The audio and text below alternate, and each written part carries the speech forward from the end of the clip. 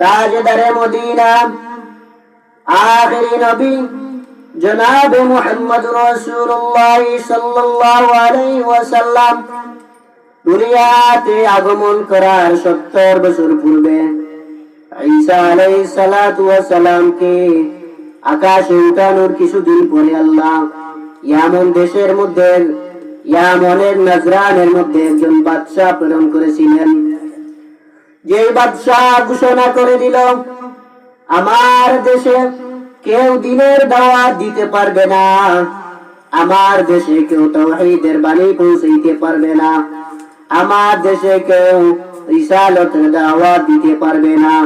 এক কথায় আমার রাজত্বের মধ্যে ইসলাম ধর্মের কোনো কিছু চলবে না, আমার রাজত্বের মধ্যে আল্লাহর নাম গন্ধ চলবে না, আমার রাজত্বের মধ্যে কোন নবীর বাণী চলতে পারে না।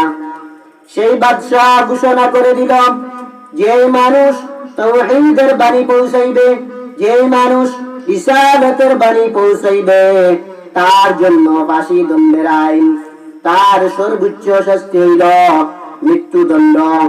আল্লাহ রাব্বুল আলামিন সেই জমানায় ঈসা আলাইহিস সালাতু ওয়াস সালামের পরে বিশ্ব নবীর আগমনের 70 বছর পূর্বে আল্লাহ এই ইয়ামনের নাজরানের মধ্যে সেই কুখ্যাত বাদশাকে আল্লাহ প্রেরণ করেছিলেন।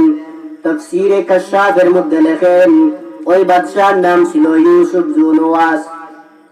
ওই বাদশা ঘোষণা করে দিল, আমার দেশে কেউ দ্বীনের দাওয়াত দিতে পারবে না, আমার দেশে কেউ তাওহীদের বাণী পৌঁছাইতে পারবে না, আমার দেশে কেউ রিসালাতের বাণী পৌঁছাইতে পারবে না, আমার দেশে কেউ আল্লাহর দাওয়াত দিতে পারবে না, নবীগণের দাওয়াত এবং পেগাম পৌঁছাইতে পারবে না। এই আইন জারি করে দিল বাদশা ইউসুফ জুনওয়াস। বাদশাহ তার কাছে এমন একজন জাদুকর রাখল, ওই জাদুকর জাদুর মাধ্যমে মানুষদেরকে একে অপরের মধ্যে ঝগড়া লাগাইয়া দেয়, ভাইয়ে ভাইয়ে ঝগড়া, হুজুরে হুজুরে ঝগড়া, বা বোনে ঝগড়া, মা মেয়ে ঝগড়া, এক ভাই এক ভাইয়ের বিরুদ্ধে ঝগড়া লাগাইয়া দেয়। এভাবে কত বছর পর্যন্ত এই রাষ্ট্রটা চলতেছে। বাদশার আইন হইল, জাদু বিদ্যার মাধ্যমে মা ছেলে ঝগড়া, হুজুরে হুজুরে ঝগড়া, আলেমে আলেমে ঝগড়া যদি লাগাইয়া দাও, তাহলে তারা কোনোদিন সরকারকে পদত্যাগ করার কথা বলবে না, তারা কোনোদিন আমার রাজত্বের দিকে তাকাইবে না, কোনোদিন তারা আমার রাজত্বের প্রতি লোভ লালসা করবে না। এই কারণে সেই বাদশাহ ঘোষণা করে দিল, আমার দেশে কেউ দ্বীনের দাওয়াত দিতে পারবে না, আমার দেশে কেউ তাওহীদের বাণী পৌঁছাইতে পারবে না। অর্থাৎ এই জমানায় আল্লাহর নাম কেউ নিতে পারবে না, এই জমানায় নবীদের কোনো নাম নিতে পারবে না। সেই জাদুকর জাদু বিদ্যার মাধ্যমে আলেমে আলেমে ঝগড়া লাগাইয়া দেয়, মা মেয়ে ঝগড়া, বাপ ছেলে ঝগড়া, মুসলমানে মুসলমানে ঝগড়া লাগাইয়া দেয়। তারা শুধুমাত্র ঝগড়া করে, জমিন নিয়ে ঝগড়া করে, তারা শুধুমাত্র সম্পদ নিয়ে ঝগড়ার মধ্যে লিপ্ত। আর ওই বাদশার রাজত্বের প্রতি কোনো খেয়াল থাকে না। যখন কিছুদিন যাওয়ার পরে ওই জাদুকরটা বিদ্ধ হয়ে গেল, কিছুদিন যাওয়ার পরে যখন জাদুকর বিদ্ধ হয়ে গেল, ওই জাদুকর বাদশা ইউসুফ জুনওয়াস তাকে ডাক দিয়া বলল, মহারাজ, আমার তো আর সময় নাই, আমি কিছুদিন পরে হয়তো ইন্তেকাল করব, আমার আর শরীরের মধ্যে শক্তি নাই, আমার হাত দিয়ে খবর বলতেছে এই দুনিয়াতে আমি আর বেশি দিন বেঁচে থাকবো না। বাদশা ইউসুফ জুনওয়াস, আমার কাছে এমন একজন বালক, খুব জ্ঞানী এবং পারদর্শী একটা বাচ্চা যুবক আমার কাছে তুমি পাঠাইয়া দাও, ওই বাচ্চাকে আমি জাদু বিদ্যা শিক্ষা দিব। ওই জাদু বিদ্যার মাধ্যমে হুজুরে হুজুরে ঝগড়া, মা মেয়ে ঝগড়া, মুসলমানে মুসলমানে ঝগড়া, ওইটা লাগাইয়া দিবে, কিন্তু রাজত্বের প্রতি কোনো খেয়াল থাকবে না। বাদশা ইউসুফ জুনওয়াস তখন সেই সময় একটা যুবককে জাদু বিদ্যা শিক্ষার জন্য ওই জাদুকরের কাছে প্রেরণ করলো। তাফসীরের কিতাবের মধ্যে লেখেন ওই যুবকের নাম ছিল আব্দুল্লাহ বিন তামির। ওই বালক আব্দুল্লাহ বিন তামির, ওই আব্দুল্লাহ বিন তামির প্রতিদিন ওই জাদুকরের কাছে যায়, জাদুবিদ্যা শিক্ষা করে। সকালে যায় এবং বিকাল বেলা বাড়িতে চলে আসে, সকালে যায় বিকাল বেলা বাড়িতে চলে আসে। ওই বালক আব্দুল্লাহ বিন তামির ওই জাদুকরের কাছে যাওয়ার সময় রাস্তার মধ্যখানে দেখে এমন একজন সাধক, এমন একজন আল্লাহওয়ালা বুজুর্গ, এমন একজন আল্লাহর খাঁটি বান্দা। ওই বান্দা রাস্তার কিনারে দাঁড়াইয়া দাঁড়াইয়া মানুষদেরকে তাওহীদের বাণী, মানুষদেরকে রিসালাতের বাণী পৌঁছাইয়া দেয়। কখনো জিকির করে, আবার কখনো ওই আল্লাহওয়ালা বুজুর্গ মানুষদেরকে ওয়াজ নসিহত করে বুঝায়। তখন ওই যুবক আব্দুল্লাহ বিন তামির রাস্তায় যাওয়ার সময় মধ্যখানে ওই আল্লাহর ওলির সান্নিধ্য পাওয়ার জন্য কিছু সময় বসে যায়। এদিকে যখন ওই যুবক বালক আব্দুল্লাহ বিন তামির প্রতিদিন সে যখন যায় ওই জাদুকরের কাছে যায়, সকাল বেলা যায় বিকাল বেলা বাড়িতে ফিরে, রাস্তার মধ্যখানে ওই আল্লাহওয়ালা বুজুর্গ যখন তাসবিহ পড়ে জিকির করে, ওই আল্লাহওয়ালা বুজুর্গ যখন তাসবিহ পড়ে মানুষদেরকে নসিহত করে দিনের দাওয়াত দেয়, আল্লাহওয়ালা বুজুর্গ দিনের দাওয়াত দেয়, এই কথা ভেবে ওই বালক আব্দুল্লাহ বিন তামির ওই আল্লাহওয়ালা বুজুর্গের মাহফিলে বসে যায়। আব্দুল্লাহ বিন তামির ওই আল্লাহওয়ালা বুজুর্গের কাছে বসে যায়। বিকাল বেলা যখন বাড়িতে যায়, বাড়িতে যাওয়ার পরে মা মারধর করে। সকালে যখন ওই জাদুকরের কাছে যায়, জাদুকর মারধর করে। তখন জাদুকর বলে, সকাল বেলা তাড়াতাড়ি তুমি আমার খানকার মধ্যে আসবে, তুমি দেরি করলে কেন? বাড়িতে যাওয়ার পরে মা যখন বলে তুমি তাড়াতাড়ি বাড়িতে ফিরবা, দেরি করো কেন? এখন মার কাছে কি জবাব দিবে আর জাদুকরের কাছে কি জবাব দিবে? ওই বালকটা মহা চিন্তার মধ্যে পড়ে গেল। ওই বালক আব্দুল্লাহ বিন তামির একদিন ওই সাধক আল্লাহওয়ালা বুজুর্গ, ওই বুজুর্গের কাছে ওই কথাগুলো শেয়ার করলো। আল্লাহওয়ালা বুজুর্গ, আল্লাহর ওলি সাধক বাবা, আমার কথাটা শুনে রাখো। ওই আমাদের নাজরানের বাদশা ইউসুফ জুনওয়াস আমাকে নিযুক্ত করেছে জাদু বিদ্যা শিখার জন্য। এমন একজন জাদুকরের কাছে আমি প্রতিদিন যাই। রাস্তায় যাওয়ার সময় আপনার পাশে আমি বসে যাই, আপনার কথাগুলো ভালো লাগে, আপনার ওয়াজ নসিহত আমার ভালো লাগে, আপনার জিকির আজকার আমার খুব পছন্দ হয়। এই কারণে আপনার মাহফিলেও বসে যাই, আবার জাদুকরের কাছেও যাই।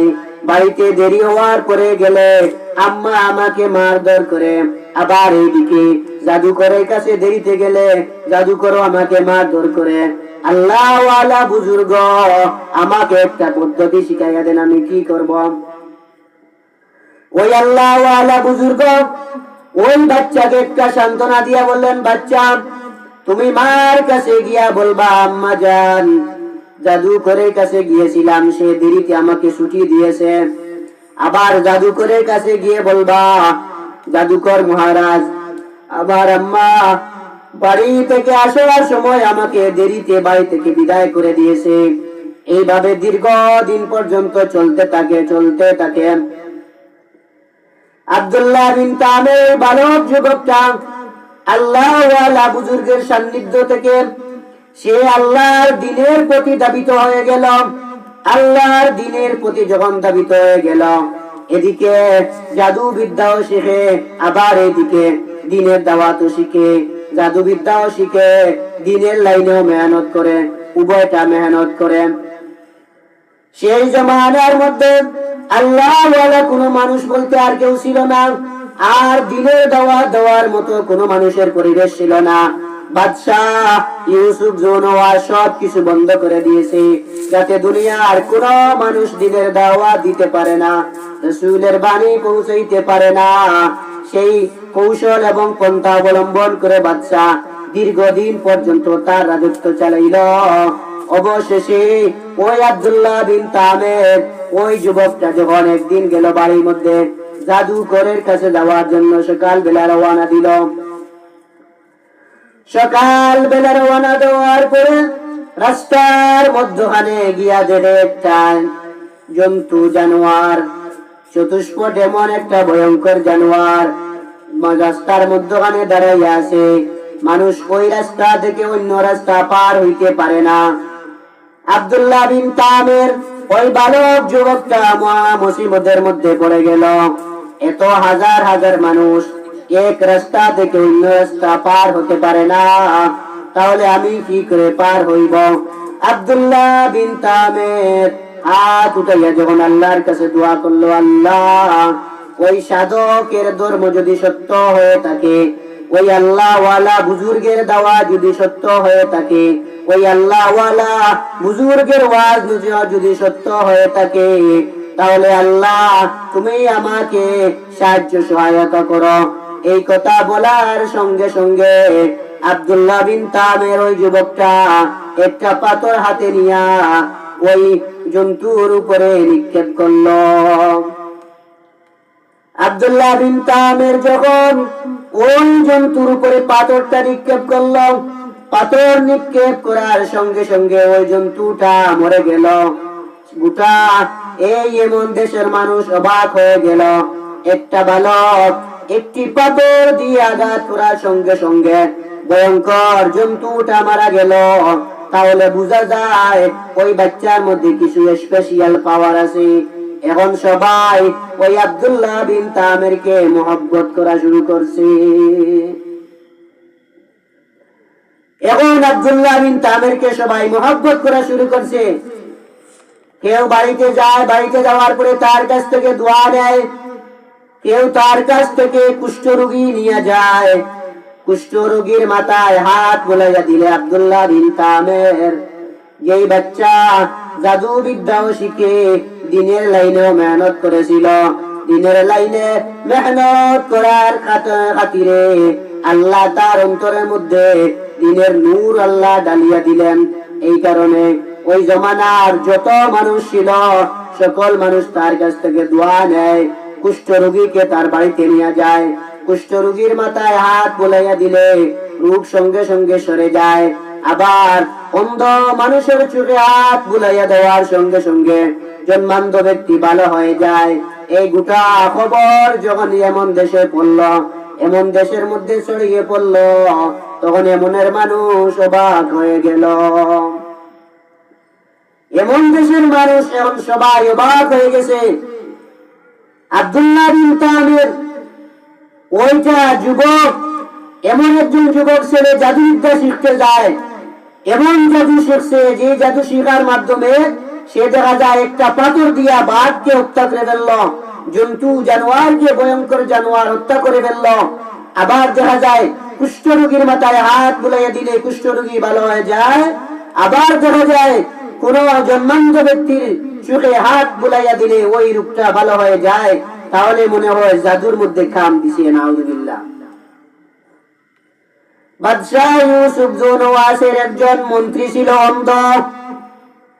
ওই মন্ত্রী যখন খবর পাইল আব্দুল্লাহ বিন তামের মানুষের চোখে হাত বুলাইয়া দিলে মানুষ ভালো হয়ে যায়, কুষ্ঠরোগীর শরীরের মধ্যে হাত বুলাইয়া দিলে কুষ্ঠরোগী সরে যায়, ওই বাচ্চা ইউসুফ জুনওয়াসের মন্ত্রী অন্ধ ছিল। সে চিন্তা করলো আমি একটা কাজ, সময়টা কাজে লাগাইয়া দেখি ভালো হই কিনা। ওই বাদশাহ ইউসুফ জুনওয়াসের মন্ত্রী আব্দুল্লাহ বিন তামেরের বাড়িতে কিছু হাদিয়া উপঢৌকন নিয়ে গেল।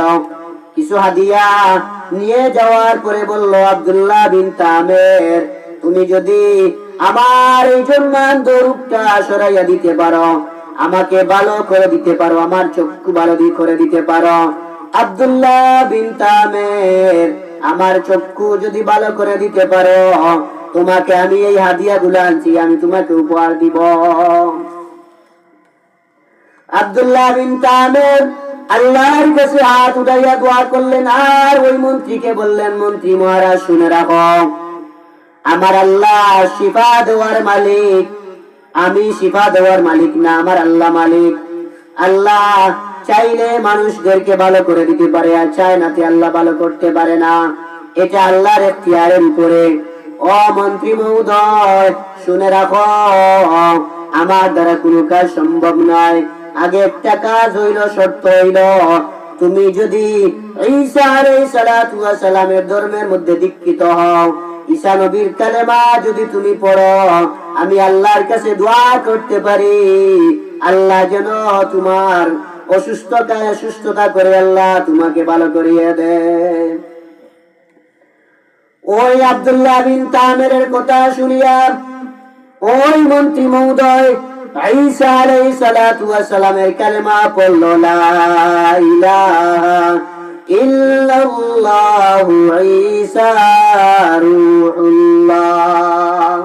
যখন ইমানের পাওয়ার অ্যাকশন তার ভিতরে চলে আসলো, আব্দুল্লাহ বিন তামির হাত উঠাইয়া যখন আল্লাহর কাছে দোয়া করলো, আল্লাহ আপনার এই বান্দা এতদিন যাবৎ শিরিক করেছে, মাজার পূজা করেছে, এতদিন যাবৎ তোমার নাম নেয় না, আল্লাহ ওই মানুষটা যখন তোমার নাম নিয়েছে, আল্লাহ তোমার আখেরি নবী, তোমার এই একজন নবী ঈসা আলাইহিস সালামের ধর্ম যদি সত্য হয়ে থাকে, তোমার এই আল্লাহ ওয়ালা বুজুর্গ এই দরবেশের কথা যদি সত্য হয়ে থাকে, আল্লাহ তুমি এই বাদশাহ ইউসুফ জোনওয়াসের মন্ত্রীর অন্ধ চোখকে তুমি নিরাময় করিয়া দাও।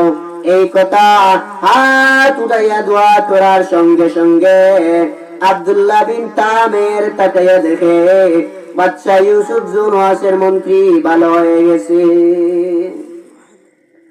বাদশাহ ইউসুফ জোনওয়াসের মন্ত্রী ভালো হয়ে গেল। এখন আবার রাজভবনে ফিরে গেল।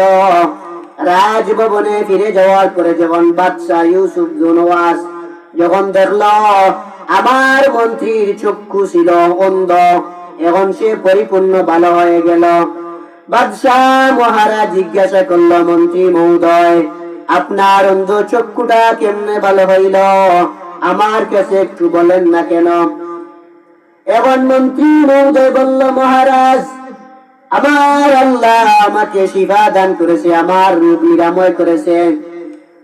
এখন ইউসুফ জোনওয়াস বলল, তাহলে আমি তোমার খুদা, নাউযুবিল্লাহ, আমি তোমার খুদা, আমি তোমাকে ভালো করে দিলাম। বাদশাহ ইউসুফ জোনওয়াসের মন্ত্রী বলল, মহারাজ না না না না, এটা কখনো হতে পারে না, আপনি আমার মালিক না, আমার মালিক, আপনার মালিক গোটা দুনিয়ার মালিক হইল আল্লাহ তাআলা। ওই আল্লাহ তাআলা আমার রোগটা নিরাময় করে দিয়েছে। এমন বাদশাহ ইউসুফ জোনওয়াস রাগান্বিত হয়ে গেল, সাহস তো কম না, আমার দরবারে থাকিস, আমার মন্ত্রী, আবার তুই আল্লাহ বলে স্বীকার করিস? তুই জানিস না এই দেশের মধ্যে আল্লাহর কোনো দাওয়াত চলবে না, এই দেশের মধ্যে কোনো তাওহীদের বাণী চলবে না, রিসালাতের দাওয়াত চলতে পারে না, তুই জানিস না? বাদশাহ ইউসুফ জোনওয়াস মন্ত্রীর প্রতি খেপে গেল। মন্ত্রীকে বলল, তুমি আমাকে শোনাও, তোমাকে কে এরকম কাজ করেছে? তোমাকে কে আল্লাহর দুনিয়ার প্রতি তোমাকে দাবিত করছে? তোমার চক্ষুটা কে ভালো করে দিল? তুমি আমাকে দেখাও মানুষটাকে। মন্ত্রী মহোদয় চাকরি ছুটার ভয়ে তখন সে বলল, আব্দুল্লাহ বিন তামির, যে যুবকটাকে আপনি পাঠিয়েছিলেন জাদু বিদ্যা শিখার জন্য, যে জাদু বিদ্যা শিখে বাইয়ে বাইয়ে মারামারি, হুজুরে হুজুরে মারামারি, মা মেয়ে ঝগড়া, বাবা ছেলে ঝগড়া লাগাইয়া দিবে, এমন জাদুকর জাদু শিক্ষার জন্য ওই আব্দুল্লাহ বিন তামির আমাকে ওই ঈসা নবীর ধর্মের প্রতি আমাকে মনোনীত করলো, ঈসা নবীর ধর্মের প্রতি আমাকে দাওয়াত দিল, আমি দাওয়াত কবুল করলাম। আব্দুল্লাহ বিন তামির দোয়া করলো, আমার অন্ধ চক্ষুটা ভালো হয়ে গেছে মহারাজ, আমি কিছুই জানি না। এখন বাদশাহ ইউসুফ জুনওয়াস কেঁপে গেল আব্দুল্লাহ বিন তামেরের প্রতি। আমি তাকে প্রতিদিন পাঠাই জাদুকরের কাছে জাদুবিদ্যা শিখার জন্য, সে বুঝি কালেমার দাওয়াত দেয়, তাওহীদের বাণী পৌঁছায়, তাহলে আমি তাকে কখনো ছাড় দিব না, মানতে পারবো না। আব্দুল্লাহ বিন তামেরকে যখন বাদশাহ ইউসুফ জুনওয়াস খবর করলো, তালাশি করলো, আব্দুল্লাহ বিন তামেরকে প্রশ্ন করলো, আব্দুল্লাহ বিন তামের, তুমি বলো ওই আমার মন্ত্রীর চক্ষু কেমনে ভালো হইল? আব্দুল্লাহ বিন তামের বলে, এটা তো মহান আল্লাহ ভালো করে দিয়েছে, আল্লাহ রূপ নিরাময় করে দিয়েছে। মহারাজ, বাদশাহ ইউসুফ জুনওয়াস এটা মানতে পারে না, আল্লাহ নাম শুনতে পারে না। নাউযুবিল্লাহ, বাদশাহ ইউসুফ জুনওয়াস আল্লাহ নামটা শুনতে পারে না। এখন বাদশাহ ইউসুফ জুনওয়াস ঘোষণা দিয়েছে, আব্দুল্লাহ বিন তামের দ্বীনের দাওয়াত দেয়, তাওহীদের দাওয়াত দেয়, রিসালাতের দাওয়াত দেয়, তাকে বড় অপরাধী হিসাবে সাব্যস্ত করে শাস্তি দেওয়া হোক। তার মন্ত্রী মহোদয় যারা ছিল, বিচারপতি, আদালতের বিচারক, তাদেরকে বলল, তোমরা আব্দুল্লাহ বিন তামের ওই যুবককে তোমরা পাহাড়ের টিলার উপর থেকে তোমরা ঠেলে দিয়া মাটিতে ফেলে দিবে, সেখানে সে মারা যাবে। যাও, একটা পাহাড়ের উপরে নিয়ে যাও। আব্দুল্লাহ বিন তামেরকে যখন পাহাড়ের উপরে নিয়ে যাওয়া হলো, পাহাড়ের উপর থেকে যখন ঠেলে দিয়া আব্দুল্লাহ বিন তামেরকে মাটিতে ফেলে দেওয়া হলো, আব্দুল্লাহ বিন তামের আল্লাহর কাছে দোয়া করলো, আল্লাহ, ওই বাদশাহ বেওকুফ নজরানের বাদশাহ ইউসুফ জুনওয়াস আল্লাহ তোমাকে মানে না, রাসূলের রিসালাত মানে না। আয় আল্লাহ, ওই আল্লাহ ওয়ালা যে বুজুর্গ ছিল, ওই যে আপনার পরেজগার বান্দা ছিল, ওই বান্দার দিনটা, ওই ধর্মটা যদি সত্য হয়ে থাকে, আল্লাহ তুমি আমাকে হেফাজত করো। এই দোয়া করার সঙ্গে সঙ্গে পাহাড়ের উপরে বড় আকারে পাহাড় কম্পন শুরু হয়ে গেল। পাহাড়ের কম্পন শুরু হয়ে গেছে, পাহাড় কাঁপতে কাঁপতে এক পর্যায়ে বাদশাহ ইউসুফ জুনওয়াসের মন্ত্রীগুলো মাটিতে পড়ে মারা গেছে। আব্দুল্লাহ বিন তামের আবার যখন বাদশাহ ইউসুফ জুনওয়াসের কাছে আসলো, ইউসুফ জুনওয়াস দেখে অবাক হয়ে গেল, তোমাকে আমি আমার মন্ত্রী মিনিস্টার আদালত কাজীদেরকে দিলাম পাহাড়ের উপর থেকে ছেলে দিয়া মারার জন্য, তুমি দিকে এখনো জীবিত আছো। আব্দুল্লাহ বিন তামের বলে, আমার আল্লাহ আমাকে বাঁচিয়েছেন, সুবহানাল্লাহ, আমার আল্লাহ আমাকে বাঁচিয়েছেন। আরো এক প্রকার মানুষদেরকে নিযুক্ত করলো, যাও ওই আব্দুল্লাহ বিন তামেরকে তোমরা নদীর ভিতরে ফেলে দিবা, পানির মধ্যে ফেলে দিয়া সেখানে তাকে পানিতে চুবাইয়া মারবা। ওই মন্ত্রী মিনিস্টার যখন আব্দুল্লাহ বিন তামেরকে নিয়ে নদীতে গেল, নৌকা ভ্রমণ করে, জাহাজ ভ্রমণ করে, নদীর ভিতরে নদীর পানির মধ্যে তাকে ফেলে দিল।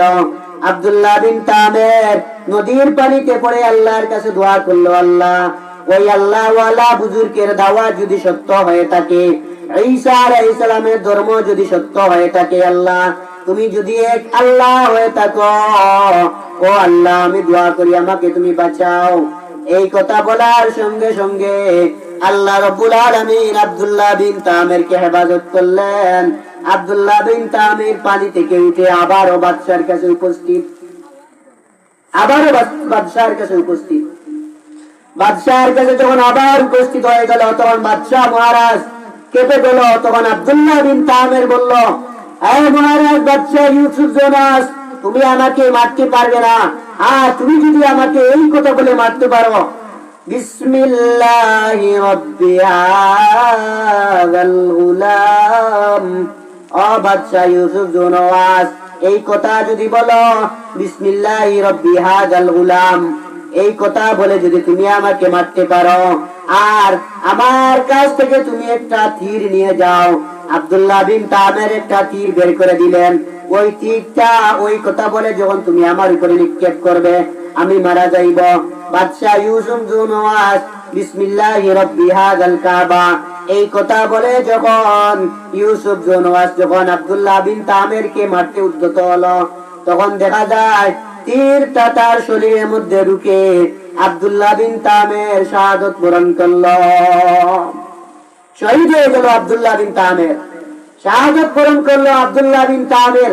এখন এই কথা দেখার পরে গোটা এমন দেশের মানুষ আরো ইসলাম দক্ষের প্রতি আরো তাদের মন বেড়ে গেল, আরো উৎসাহ উদ্দীপনা বেড়ে গেল।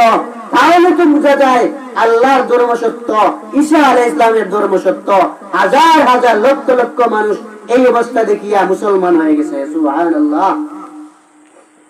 এবং বাচ্চা ইউসুফ জনওয়াজ তখন দেখলো, বাবারে বাবা, এই ছেলে যুবকের মধ্যে এত কারামতি এই একজন যুবক ছেলের মধ্যে, তারা গোটা দুনিয়ার মানুষ তার ইসলামের প্রতি আকর্ষিত হয়ে গেল, ইসলামের প্রতি দাবিত হয়ে গেল। তাহলে এইভাবে দিনের দাওয়াত চলবে না। একটি কাজ করতে হবে, খাল খনন করতে হবে, তাদেরকে মাটিতে পুঁতে মারতে হবে। বাদশাহ ইউসুফ জুনওয়াজ আরেকটি পন্থা বাইর করলো। এই পন্থাটা হইল রাস্তার মুড়ে মুড়ে খাল খনন করে, বড় বড় পরিখা খনন করে, খন্দক খনন করে, খাল খনন করে। যত মানুষ মুসলমান হয়েছিল আব্দুল্লাহ বিন তামের দাওয়াতে, সকল মানুষদেরকে সেই কুয়ার মধ্যে ফেলায়, সেই খালের মধ্যে ফেলে দেয়, আর বড় বড় আগুন এনে দেয়। সকল মুসলমান আল্লাহ তাআলার উপরে বিশ্বাস স্থাপন করে ঈসা আলাইহিস সালামের কালিমা পড়ে সকল মুসলমানরা ঝাঁপিয়ে পড়ে এই খালের ভিতরে, আগুনের মধ্যে। ওই খালের ভিতরে যখন সকল মানুষ ঝাঁপিয়ে পড়ে, তাদের ইমানের উত্তেজনা বাড়িয়া যায়। বাদশাহ মহারাজ সকল মানুষদেরকে ধ্বংস করার জন্য খাল খনন করলো। হঠাৎ একজন মহিলা দুধের শিশুকে সামনে নিয়া, মা যখন ওই খালের মধ্যে পড়বে, মনে মধ্যে ভাবনা হইল, আল্লাহ, আমি যে খালের মধ্যে পড়বো, আমার দুধের শিশু, বাস্তবে কি আমি এই খালের মধ্যে যদি পড়ি, আগুনের মধ্যে যদি পড়ি, জান্নাতে যাব কিনা আমার মনে সন্দেহ আছে।